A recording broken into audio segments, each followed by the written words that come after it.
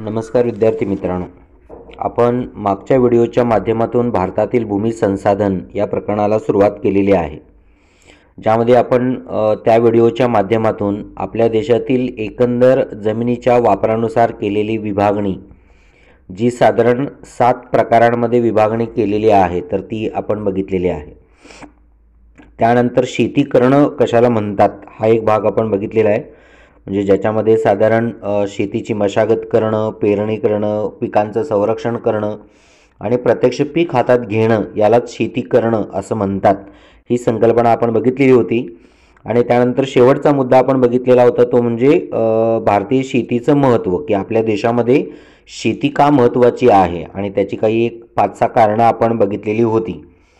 तर त्यानंतर पुढचा भाग आपल्याला बघायचा आहे तो म्हणजे शेतीचे प्रकार, म्हणजे जसं आपल्या देशामध्ये उपलब्ध असलेल्या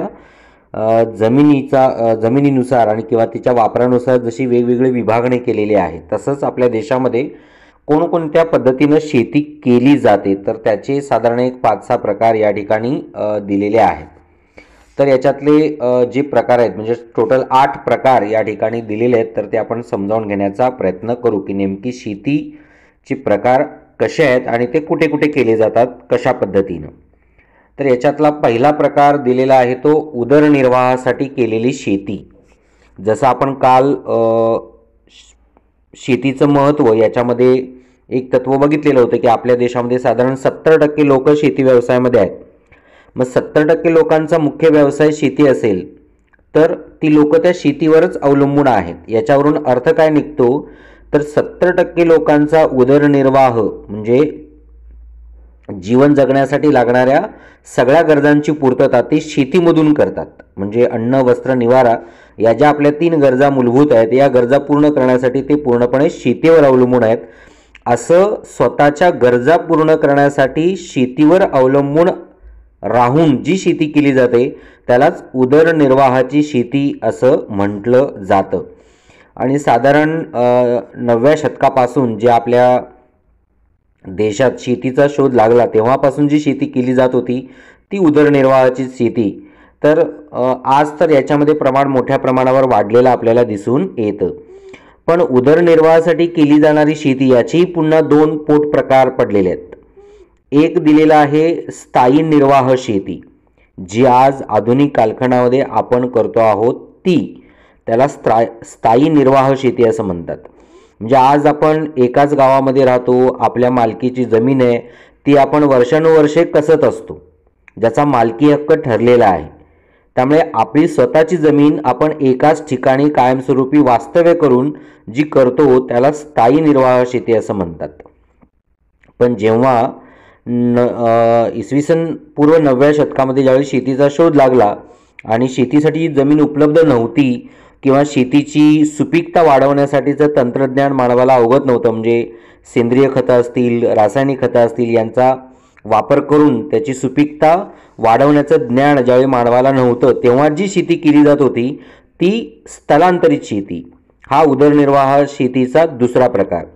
स्थलांतरित म्हणजे एका ठिकाणाहून दुसऱ्या ठिकाणी जाऊन शेती करणं, ज्यामध्ये पहिल्यांदा इसवी सन पूर्व 9व्या शतकामध्ये ज्यावेळी शेतीचा शोध लागला तेव्हा जंगल तोडावं लागायचं, जंगल साफ करून तिथली जमीन शेतीला लायक बनवली जायची।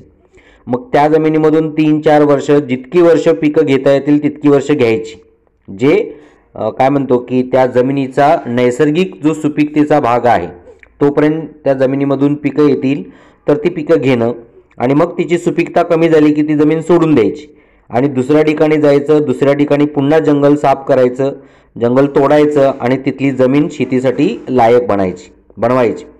त्यामुळे एका ठिकाणाहून दुसऱ्या ठिकाणी जाऊन स्थलांतर करून जी शेती केली जाते त्याला स्थलांतरित शेती असं म्हणतात किंवा फिरती शेती असं म्हणतात, जी आज काही लोक आदिवासी जमातीतली जी लोक आहेत ती स्थलांतरित शेती करताना आपल्याला दिसतात, ज्याच्यामध्ये साधारण आसाम, मेघालय, नागालँड, मध्य प्रदेश, ओरिसा, केरळ या राज्यामध्ये जी आदिवासी लोक आहेत ती काही प्रमाणात अशा पद्धतीनं शेती करताना दिसत आहेत। पण एकंदर आपल्या देशाचा विचार केला तर सगळ्याच लोकांना स्थलांतरित शेती करणं शक्य नाही, कारण आपल्या स्वतःच्या मालकीची जमीन सोडून द्यायची आणि दुसऱ्या ठिकाणी जायचं. पण जायचं कुठे हा आता प्रश्न आहे. त्यामुळे आपल्या देशातील एकंदर संपूर्ण जमीन ही सगळ्या लोकांच्यामध्ये वाटली गेलेली आहे. त्यामुळे आता नवीन जमीन शोधणं ही अशक्य आहे. त्यामुळे आत्ता सध्या स्थलांतरित शेती काही प्रमाणामध्ये आदिवासी लोकांच्याकडे केली जाते, पण आत्ता फक्त एकच शेतीचा उदरनिर्वाहासाठी जी केली जाते ती म्हणजे स्थायी निर्वाह शेती. त्यानंतर दुसरा प्रकार आहे सघन शेती. आता सघन शेती म्हणजे काय, याला सधन ही आपण म्हणू शकेन की ज्या ठिकाणी मोठ्या प्रमाणावर भांडवल वापरलं जातं, मोठ्या प्रमाणावर तंत्रज्ञानाचा वापर केला जातो आणि मजूर घेऊन शेती केली जाते, यालाच सधन शेती असं म्हणतात. म्हणजे हे मोठे जमीनदार जे आहेत ते बऱ्याच अंशी या पद्धतीचा शेती करण्याचा प्रयत्न करतात आणि एकापेक्षा अधिक पिकं वर्षभर या ठिकाणी घेतली जातात. म्हणजे आधुनिक तंत्रज्ञानाचा वापर करत असल्यामुळे 2 ते 3 पिकं वर्षात घेतली जातात. यालाच सधन शेती म्हणून ओळखली जाते. एकच संदर्भ या ठिकाणी लक्षात ठेवा, ज्या ठिकाणी आधुनिक तंत्रज्ञानाचा वापर केला जातो किंवा शेतीची जी प्रगत तंत्र आहेत, यंत्र आहेत, त्यांचा वापर करणं, अधिक भांडवल आणि अधिक मजूर वापरून जी शेती केली जाते त्याला सघन शेती असं म्हणतात. त्यानंतर तिसरा प्रकार आहे व्यापारी शेती. यालाच नगदी पिकांची शेती असंही म्हटलं जातं.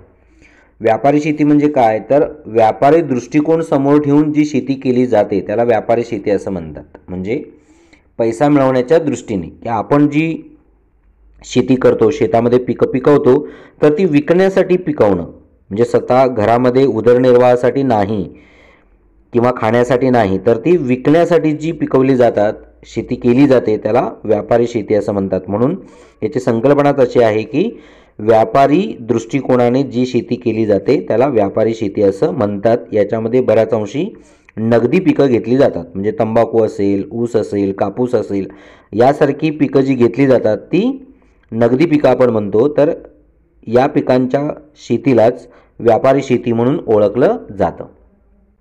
त्यानंतर चौथा प्रकार आहे संयुक्त शेती किंवा याला मिश्र शेती असंही म्हणतात. साधारण आपल्या देशामध्ये ही 1951 सालापासून सुरू झाली. म्हणजे 1951ला आपण पहिली पंचवार्षिक योजना सुरू केली आणि या पहिल्या पंचवार्षिक योजनेपासून आपल्या देशामध्ये या मिश्र शेतीला किंवा संयुक्त शेतीला सुरुवात झालेली दिसते. आता संयुक्त शेती म्हणजे काय, तर आंतरपीक पद्धत घेणं. म्हणजे एका पिकाबरोबरच अनेक पिकं घेतली जातात. जसं आपल्या बेळगाव परिसरामध्ये ऊसाची लागवड करत असताना मध्ये जी जागा रिकामी राहते त्यामध्ये बटाट्याचं उत्पादन घेतलं जातं. म्हणजे ऊस आणि बटाटा एकत्रित पिकवला जातो. तसं आंतरपीक किंवा ऊसाच्या पिकामध्ये बऱ्याच वेळा मक्याचं उत्पादनसुद्धा घेतलं जातं. तर अशी एका पिकाबरोबरच अनेक पिकं घेतली जातात, त्यालाच संयुक्त शेती किंवा मिश्र शेती म्हणून ओळखली जाते. एकच संकल्पना लक्षात ठेवायची, एकाच जमिनीमध्ये एकाच पिकाबरोबर अनेक पिकं घेणं किंवा शेतीशी परस्पर पूरक व्यवसाय करणं, यालाच मिश्र शेती किंवा संयुक्त शेती म्हणून ओळखली जाते, जी आपल्या देशामध्ये साधारण 1951 सालापासून सुरुवात झालेली आहे. त्याच्यानंतर पुढचा भाग आहे पाचवा प्रकार, तो लागवडीची शेती, ज्याला मळ्यांची शेती असं म्हणतात. चहा, कॉफी, रबर किंवा नारळ, सुपारी यासारखी जी पिकं आहेत जी मळ्यांच्या स्वरूपामध्ये घेतली जातात आणि जी सुपीक जमीन पाहिजे असं याच्यामध्ये नाही, तर याला लागवडीची शेती किंवा मळ्यांची शेती असं म्हणतात. बऱ्याच अंशी आपल्या डोंगर उतारावरती ही जमीन उपलब्ध आहे, त्या जमिनीमध्ये ही मळ्यांची लागवड केली जाते. तर याला लागवडीची शेती म्हणतात किंवा मळ्यांची शेती, जिथे चहा, कॉफी, रबर, नारळ, सुपारी यासारख्या पिकांचं उत्पादन घेतलं जातं. त्यानंतर सहावा प्रकार आहे कोरडवाहू शेती, जिथे पावसाचं प्रमाण हे 50 सेंटीमीटरपेक्षा कमी आहे अशा प्रदेशामध्ये पाणीपुरवठ्याच्या साधनांचा वापर करून जी शेती केली जाते त्याला कोरडवाहू शेती असं म्हणतात. म्हणजे जिथे पावसाचं प्रमाण कमी आहे आणि कृत्रिमरित्या पाणीपुरवठा केल्याशिवाय शेती उत्पादन घेणं अशक्य आहे, अशा ठिकाणी जी शेती केली जाते त्यालाच कोरडवाहू शेती असं म्हणतात. म्हणजे कृत्रिमरित्या पाणीपुरवठ्याच्या साधनांचा उपयोग करून जी शेती केली जाते यालाच कोरडवाहू शेती असं म्हणतात. म्हणजे पाणीपुरवठ्याची जर साधनं नसतील तर ही शेती पूर्णपणे पावसावर अवलंबून असते. त्यामुळे आत्ता जी धरणं बांधलेली आहेत किंवा कालवे निर्माण केलेले आहेत ते कोरडवाहू शेती विकसित करण्याच्या दृष्टीनेच. कारण नुसतं पावसावर अवलंबून शेती जर असेल तर मग आपल्या देशातील एकूण लोकसंख्येच्या अनुषंगाने उपलब्ध असलेली जमीन ही पुरणार नाही.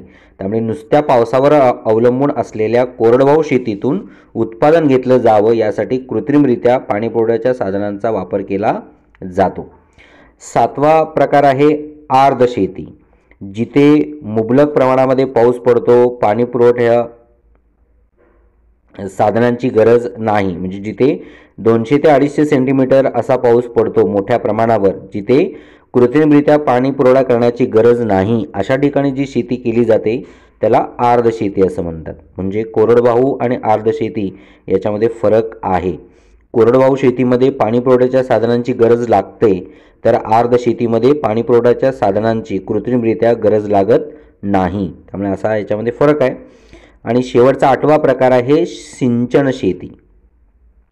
सिंचन शेती म्हणजे टोटली म्हणजे पूर्णपणे पाणी पुरवठ्याच्या साधनांचा वापर करून, त्याच्यामध्ये मग तुम्ही पाईपलाईनच्या द्वारे करा, ठिबक सिंचनच्या माध्यमातून करा, कुठल्याही पद्धतीनं करा, किंवा बोरवेल किंवा विहिरींच्या माध्यमातून आपण जर पाणी पुरवठा करू असेल किंवा कालव्यांच्या माध्यमातून, तर असं पूर्णपणे पाणी पुरवठ्याच्या साधनांचा वापर करून जी शेती केली जाते याला सिंचन शेती म्हणून ओळखली जाते.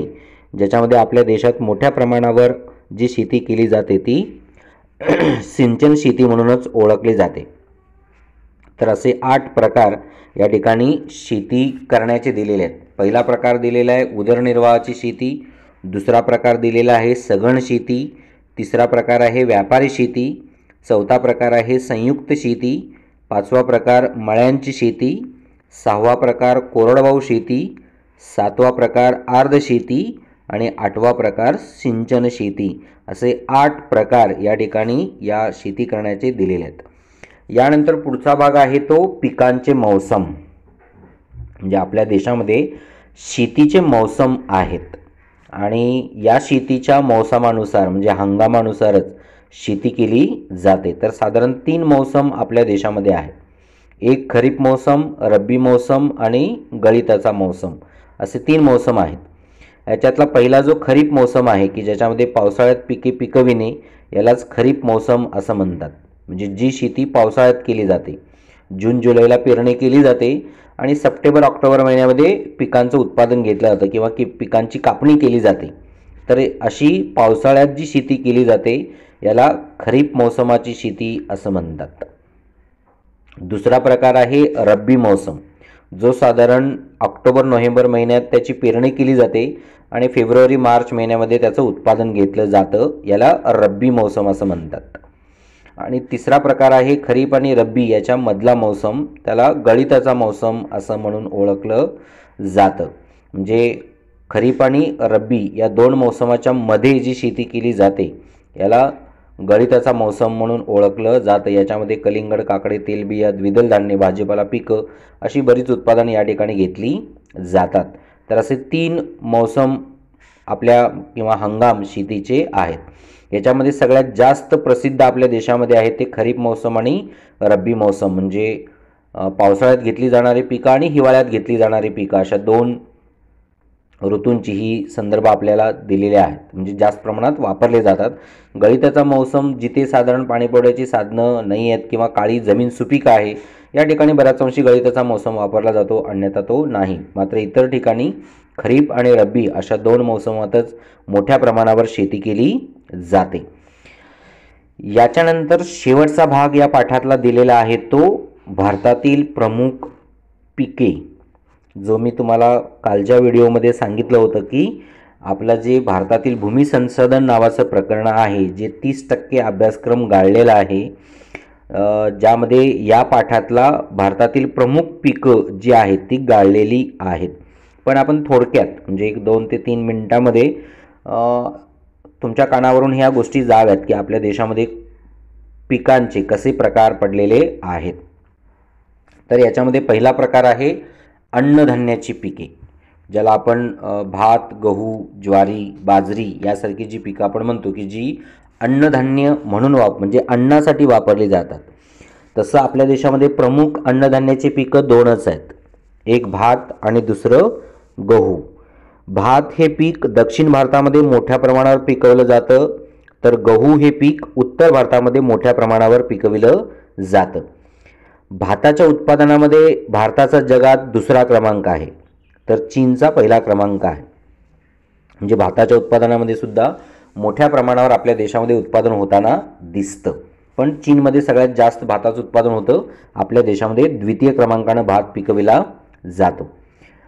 दक्षिण भारतातली जी जमीन आहे, ज्या ठिकाणी साधारण 18 ते 25 डिग्री सेल्सिअस उष्णता, 100 ते 200 सेंटीमीटर पाऊस जिथे पडतो त्या ठिकाणी भात उत्पादन घेतलं जातं. आणि सगळ्यात जास्त आपल्या भारतात जो भात पिकवला जातो तो पश्चिम बंगालमध्ये सर्वात जास्त उत्पादन होतं. त्याच्यानंतर आंध्र प्रदेश, उत्तर प्रदेश, पंजाब, तमिळनाडू, ओरिसा, कर्नाटक या राज्यामध्ये भाताचं उत्पादन घेतलं जातं. खरं तर आंध्र प्रदेशमध्ये सर्वात जास्त उत्पादन घेतलं जात होतं, पण सध्या पश्चिम बंगालमध्ये सर्वात जास्त भात पिकविला जातो.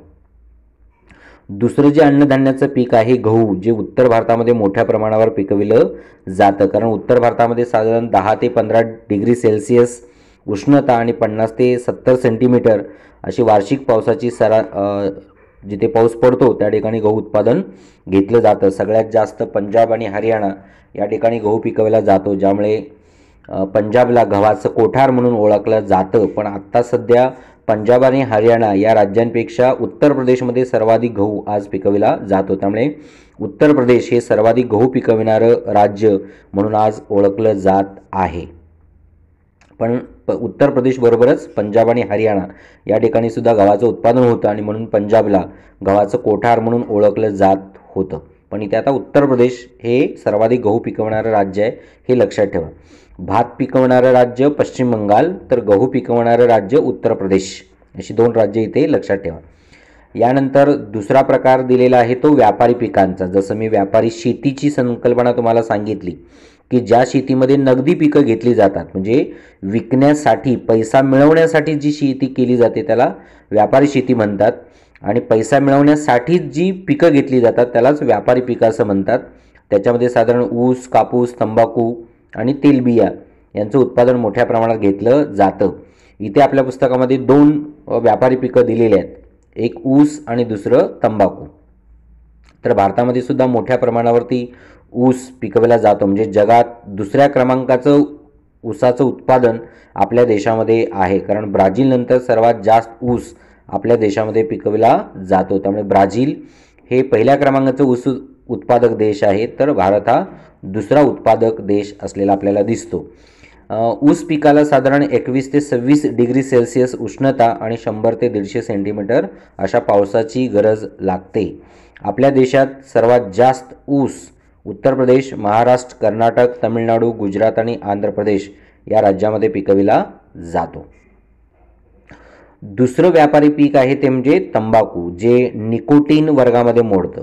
म्हणजे मेंदूला तल्लखपणा आणण्यासाठी जी उत्पादने घेतली जातात त्याच्यामध्ये साधारण बिडी, सिगारेट, चिलीम, चिरूट, हुक्का अशा पद्धतीचे उत्पादन म्हणतात. तर या सगळ्या उत्पादनांसाठी तंबाखू हा मोठ्या प्रमाणावर आपल्या देशामध्ये पिकविला जातो. खरं तर कर्नाटकात सर्वात जास्त तंबाखूचं उत्पादन घेतलं जातं. म्हणजे कर्नाटक आणि गुजरात ही महत्त्वाची 2 राज्य आहेत ज्या ठिकाणी तंबाखूचं उत्पादन घेतलं जातं. पण याबरोबरच काही राज्य आहेत, आंध्र प्रदेश आहे, उत्तर प्रदेश आहे, तमिळनाडू आहे, महाराष्ट्र आहे, बिहार आहे, या राज्यांमध्ये सुद्धा तंबाखूचं उत्पादन घेतलं जातं. जगात तंबाखू उत्पादनामध्ये भारताचा 3रा क्रमांक आहे, तर तंबाखूच्या निर्यातीमध्ये भारताचा 4था क्रमांक लागतो. म्हणजे तंबाखूचं फक्त उत्पादनच नाही तर मोठ्या प्रमाणावर निर्यातसुद्धा आपल्या देशामधून केली जाते. तंबाखू पिकाला साधारण 21 ते 23 डिग्री सेल्सिअस तापमान आणि साधारण 50 ते 100 सेंटीमीटर पावसाची गरज लागते. पण अतिपाऊससुद्धा तंबाखू पिकाला मारक ठरतो, त्यामुळे कमी प्रमाणात पाऊस लागतो. तर असं हे दुसरं व्यापारी पीक आहे. त्यानंतर तंतू पीक म्हणून एक वेगळा प्रकार केलेला आहे. खरं तर कापूस हे व्यापारी पीकच आहे, पण तंतू पीक ज्याच्यापासून धागा तयार केला जातो. तर अशी 2 आहेत आपल्या देशामध्ये सर्वात जास्त तंतू पिकं म्हणून जी ओळखली जातात. त्याच्यामध्ये कापूस आणि ताग अशी 2 महत्त्वाची उत्पादनं आहेत. तागासाठी पश्चिम बंगाल, ओरिसा किंवा बिहार या राज्यामध्ये सर्वात जास्त ताग पिकवला जातो. पण आपला देश तागाच्या बाबतीत हा परावलंबी आहे, कारण आपल्या देशाची तागाची गरज ही बांगलादेश पूर्ण करतो. आपल्या देशाला लागणारा 60% ताग हा बऱ्याच अंशी आपण बांगलादेशातून आयात करतो. त्यामुळे तागाच्या बाबतीत भारत तसा परावलंबी आहे. आपल्या देशाच्या एकूण ताग गिरण्यांच्या बाबतीत तागांना म्हणजे त्या ताग कारखान्यांना लागणारा जो कच्चा ताग आहे तो आपल्या देशात फक्त 40% उत्पादन होतो, तर आपण 60% ताग बांगलादेशातून आणतो. त्यामुळे तागाचा संदर्भ आपल्या पाठामध्ये दिलेला नाही आहे, फक्त कापूस या एका तंतू पिकाबद्दलची माहिती दिलेली आहे. खरं तर इंग्लंडनंतर मोठ्या प्रमाणावर कापसाचं उत्पादन आणि कापडाचं उत्पादन आपण घेत होतो, कारण इंग्लंडच्याच मार्गदर्शनाखाली आपल्या देशामध्ये कापसाची लागवड झाली आणि त्यांच्याच प्रमाणे आपण कापड उत्पादनासाठी सुद्धा प्रयत्न केलेले आपल्याला दिसतात. तर कापूस हा साधारण 21 ते 24 डिग्री सेल्सिअस तापमान आणि 50 ते 100 सेंटीमीटर पावसाच्या ठिकाणीच उत्पादन घेतला जातो आणि काळी जमीन कापूस पिकाला पोषक समजली जाते. पण आपल्या देशामध्ये मोठ्या प्रमाणावर कापूस पिकवला जातो, कारण जगात कापसाच्या उत्पादनामध्ये भारताचा 3रा क्रमांक लागतो आणि याच्यामध्ये साधारण गुजरात, महाराष्ट्र, आंध्र प्रदेश, हरियाणा, मध्य प्रदेश, पंजाब, कर्नाटक आणि तामिळनाडू ही राज्य कापूस उत्पादनासाठी पोषक असलेले आपल्याला दिसतात, कारण या राज्यांमध्ये मोठ्या प्रमाणावर काळी जमीन आहे आणि जिथे काळी जमीन आहे चिकणमातीसारखी तिथेच कापसाची उत्पादन घेतलं जातं. जसं आपण काळी माती या संदर्भात सुद्धा बघितलेलं होतं की काळ्या मातीला कपासीची माती असं म्हणतात, कारण तिथे मोठ्या प्रमाणावर कापूसच पिकविला जातो. पुढे दिलेले आहे पेय पिकं. पेय म्हणजे जी चहा आणि कॉफी आपण पेय पिकं म्हणून वापरतो, तर त्या 2 पिकांच्या बद्दल इथे माहिती दिलेली आहे. खरं तर चहा एकाच पिकाबद्दल आपल्या पाठ्यपुस्तकामध्ये दिलेलं आहे, कॉफी हे पीक गाळलेलं आहे. पण कॉफी याचं उत्पादन कर्नाटकामध्ये सर्वात जास्त होतं, हे लक्षात ठेवा, कारण आपण कर्नाटकामध्ये राहतो, त्यामुळे कर्नाटकात सर्वात जास्त कॉफीचं उत्पादन होतं. पण इथे दिलेलं नाही आपल्या पाठ्यपुस्तकात. चहा या एकाच पिकाबद्दल दिलेलं आहे. तर चीननंतर चहाच्या उत्पादनामध्ये भारताचा 2रा क्रमांक लागतो आणि मोठ्या प्रमाणावर आपण चहाची निर्यातसुद्धा करतो, ज्याच्यामध्ये आपलं जे कोलकाता बंदर आहे हे चहाच्या निर्यातीसाठी प्रसिद्ध आहे, म्हणून कोलकाता बंदराला चहाचं बंदर म्हणून ओळखलं जातं. आपण दुसऱ्या सत्रातल्या अभ्यासक्रमामध्ये ते बघणारच आहोत. तर इथे चहा मोठ्या प्रमाणात आपल्या देशामध्ये उत्पादन करतो. परकीय चलन मिळवून देणारं पीक म्हणून चहाला ओळखलं जातं. तर साधारण 21 ते 30 डिग्री सेल्सिअस उष्णता आणि 150 ते 250 सेंटीमीटर पाऊस ज्या ठिकाणी पडतो त्या ठिकाणी मोठ्या प्रमाणात चहा पिकवला जातो. पण तसं चहाचं पीक हे खूप नाजूक आहे, कारण चहाच्या झाडाच्या बुंद्याला जर मोठ्या प्रमाणावर पाणी लागलं, पाणी साठवून राहिलं तर ते झाड कोमेजतं. त्यामुळे चहाचं उत्पादन हे बऱ्याच वेळा डोंगर उतारावर घेतलं जातं, जिथे पाणी साठून राहू नये यासाठी. आणि म्हणून उत्तर भारतातील जी राज्य आहेत की जिथे पठारी प्रदेश आणि पर्वतीय रांगा आहेत तिथे मोठ्या प्रमाणावर चहाचं उत्पादन घेतलं जातं.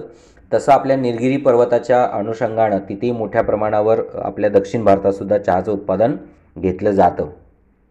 पण आसाम हे चहाच्या उत्पादनासाठी प्रसिद्ध आहे, जिथला दार्जिलिंगचा चहा हा जगप्रसिद्ध आहे. पण आसाम, पश्चिम बंगाल, तमिळनाडू, केरळ या राज्यामध्ये मोठ्या प्रमाणावर चहाचं उत्पादन घेतलं जातं. यानंतर पुढे आहे बागायती शेती, म्हणजे जिथे फळं, भाजीपाला, फुलं यांचं उत्पादन घेतलं जातं यालाच बागायती शेती असं आपण म्हणतो. आणि आपल्या देशामध्ये मोठ्या प्रमाणावर बागायती शेती केली जाते, कारण निर्यातीसाठी या ठिकाणी मोठ्या प्रमाणावर फळं, भाजीपाला, फुलं ही आहेत की जी आपण निर्यात करतो आणि परकीय चलन मिळवतो. त्यामुळे बागायती शेती परकीय चलन मिळवून देणारी शेती म्हणूनही ओळखली जाते. तर जगातील एकूण फळ उत्पादनामध्ये भारत 11% इतका पुरवठा म्हणजे निर्यात करतं, तर भाजीपाला उत्पादनामध्ये 7% भाजीपाल्याची निर्यात आपण करतो. म्हणजे मोठ्या प्रमाणावर फळं आणि भाजीपाला एकेकाळी तर म्हणजे ज्यावेळी आपल्या देशामध्ये मोगल आले होते तर मोगलांनी एक आपल्या साहित्यामध्ये एक उल्लेख केलेला होता की भारतातील वातावरण अतिशय सुंदर आहे, पण भारतामध्ये एक खंत जाणवते की इथे चांगल्या पद्धतीची फळं मिळत नाहीत, असं मोगलांनी त्यावेळी लिहून ठेवलं होतं. पण आज जर आपण बघितलो तर फळांच्या उत्पादनामध्ये सुद्धा आपण अग्रस्थानी असलेलो दिसतो. त्यामुळे आज एक राज्यांमध्ये आज फळांचं उत्पादन घेतलं जातं आणि वेगवेगळ्या पद्धतीची फळं आपल्या देशामध्ये उत्पादन घेतली जातात, ज्याच्यामध्ये साधारण हरियाणा, आंध्र प्रदेश, हिमाचल प्रदेश, जम्मू काश्मीर, कर्नाटक, तमिळनाडू, केरळ, महाराष्ट्र यासारखी जी राज्य आहेत या ठिकाणी मोठ्या प्रमाणावर फळांची उत्पादनं घेतली जातात. म्हणजे आपण आज फळांच्या उत्पादनामध्ये सुद्धा स्वयंपूर्ण आणि स्वावलंबी असलेलो दिसतो. याच बागायती शेतीमध्ये मोठ्या प्रमाणावर फुलांची शेतीसुद्धा केली जाते, कारण आपल्या देशामध्ये फुलांची शेती ही आता व्यापारी दृष्टीने म्हणजे पैसा मिळवण्याच्या दृष्टीने केली जाते, ज्याच्या माध्यमातून आज मोठ्या प्रमाणावर महिला बचत गटाच्या माध्यमातून फुलशेती केली जात आहे, ज्यामुळे महिला आज स्वावलंबी बनत आहेत आणि महिला बचत गटाच्या माध्यमातून फुलांची निर्यातसुद्धा केली जात आहे, ज्याच्यामध्ये आता आपण ग्रीन हाऊस नावाची जी संकल्पना आणलेली आहे. खरं तर ते पर्यावरणाला मारक आहे, पण आपल्या देशामध्ये सध्या ग्रीन हाऊस मोठ्या प्रमाणावर येत आहेत आणि या ग्रीन हाऊसमध्ये फुलांची शेती करून जी महिला बचत गटाकडे जबाबदारी दिलेली आहे आणि आज महिला स्वतःच्या पायावरती उभं राहत आहेत, फुलांची निर्यात करत आहेत. त्यामुळे आता फुलांच्या शेतीसुद्धा आपल्या देशामध्ये खूप मोठ्या प्रमाणावर अग्रस्थानी असलेले आपल्याला दिसून येते.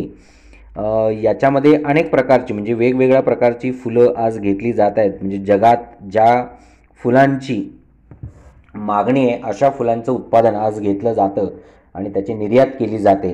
तर अशी एक 4-5 प्रकारांचे शेतीची तत्त्व या ठिकाणी दिलेली आहेत, पण 30% अभ्यासक्रम जो गाळलेला आहे त्याच्यातून पिकं ही मात्र गाळलेली आहेत. तो ड्रॉप केलेला आहे भाग, पण सांगता येत नाही बोर्ड परीक्षेला कसे प्रश्न विचारले जातील. त्यामुळे तुम्ही भाताच्या बाबतीत एक संदर्भ लक्षात ठेवायचा आहे की भात सगळ्यात जास्त कुठल्या राज्यामध्ये उत्पादन होतं, तर ते पश्चिम बंगालमध्ये. दुसरं आहे गहू, सगळ्यात जास्त उत्तर प्रदेश या राज्यामध्ये उत्पादन केलं जातं.